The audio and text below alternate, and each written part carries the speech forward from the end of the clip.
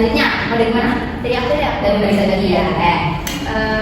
Saya suka main badminton. Saya suka memasak.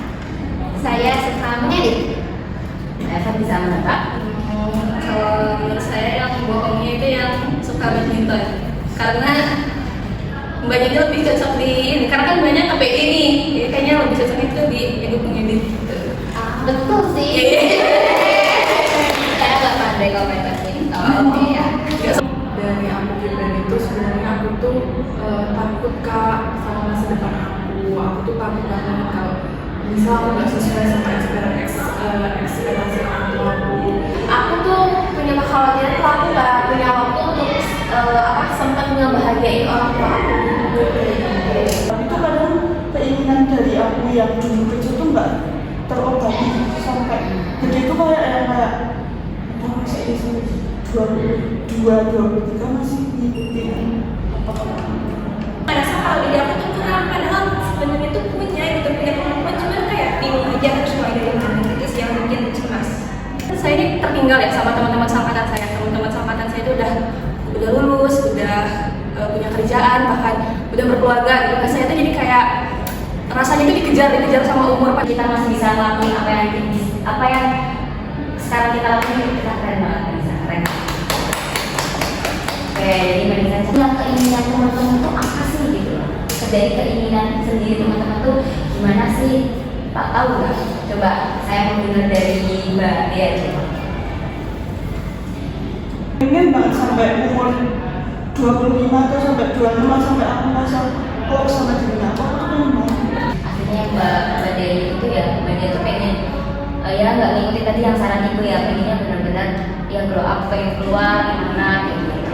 Biasanya Mbak Dea tahu keinginan apa nanti bisa diusahakan dengan apa. Selanjutnya kalau Mbak Ana, Kalau aku udah cepat lulus, pokoknya harus tepat waktu, pengen cepat-cepat cari kerja biar ayah aku tuh udah nggak pusing-pusing mikirin aku, biar fokus sama dirinya sendiri dan aku cepat-cepat bantuin ayah aku. ngakunya ternyata jalan di depan itu nggak semenakutkan apa yang kita pikirkan loh gitu kan. Makanya Mbak Ana itu mencoba itu emang kita buat pertama kali mencoba itu emang ya agak berat, tapi ya lama-lama kita makin nyoba, kita coba aja, kita keluar dari zona nyaman kita, ya kita bisa gitu.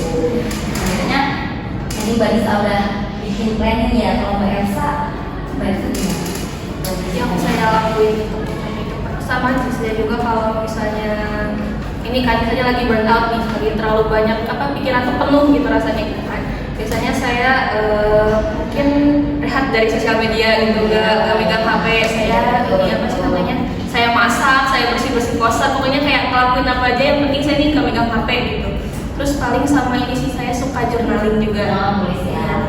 Oke, ya teman-teman juga bisa lah untuk ambil kayak bahasa dengan tidak meminimalisir bermain sosial media seperti itu. Mau bedanya?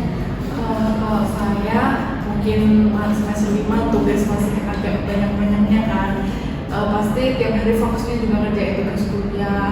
Tapi kalau weekend saya juga ini nggak melulu ngerjain tugas atau nggak potong belajar, pasti saya sekedar cari makan di luar, itu bisa buat refreshing lah pikiran saya. Kalau aku dalam seminggu kalau ngerasain cemas, mungkin kalau dipresentasiin sekitar 75%. Nggak setiap hari juga, kalau ada pemantik aja sih kayak gitu. Oh ya mungkin ya, kira-kira teman-teman yang lain juga seperti itu, apa ada yang lebih gitu? Kalau aku tuh hampir tiap tahun, soalnya misal ada tugas banyak terus aku kayak kebingungan gak bisa kerjain, aku bisa nggak ya? Aku tugas kayak gini aja nggak bisa, nanti mau jadi apa? Aku ini tugas kuliah aja nggak bisa kerjain. Kadang tiap malam tuh sebelum tidur kayak takut lah, cemas banget lah sama pikiran gitu.